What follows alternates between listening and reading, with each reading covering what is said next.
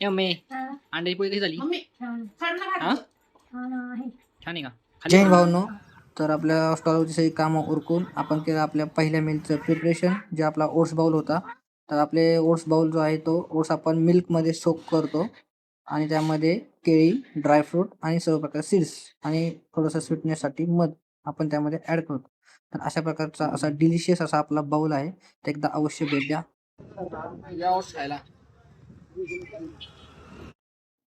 जॉबवरून आलो आपण घरी, फ्रेश वगैरे होऊन आपण घेतलं आपलं प्री वर्कआउट. ते सिम्पल होतं, त्यामध्ये 2 टोमॅटो आणि 1.5 केळी, अशा प्रकारे एकदम सिम्पल असं प्री वर्कआउट घेतलं, जेणेकरून वर्कआउट करताना कोणत्याही प्रकारचं वॉमिटिंग वगैरे होऊ नये.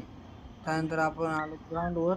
वॉर्मअप करून वॉर्मअपचे एक 5 राऊंड घेतले, कारण आज होतं आपलं ABC वर्कआउट.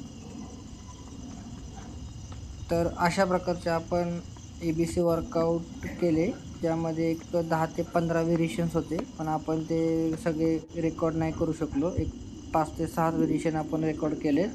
ABC वर्कआउट काय इम्पॉर्टंट आहे, तर आपलं जे काल 800 मीटर जे 3:10 टायमिंग आलं, ते सगळ्यात बकवास टायमिंग होतं.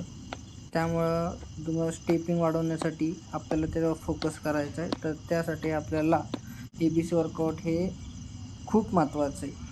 त्यामुळं आपण ते ABC वर्कआउट आठवड्यातून 1 वेळा ते केलंच पाहिजे आणि ते आपण करतो.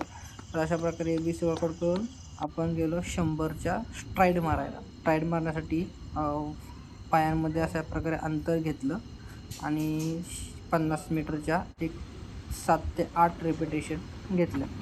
अशा प्रकारचं स्ट्राईडसुद्धा ओपन झाल्या पाहिजेत, कारण 100 मीटरसाठी स्ट्राईड ओपन ह्या करणे गरजेचं आहे.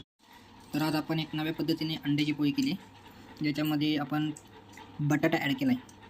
खाल्ली का? तुम्ही खाल्ली का पोळी? धन्यवाद. कुठे गेली? इकडे ये.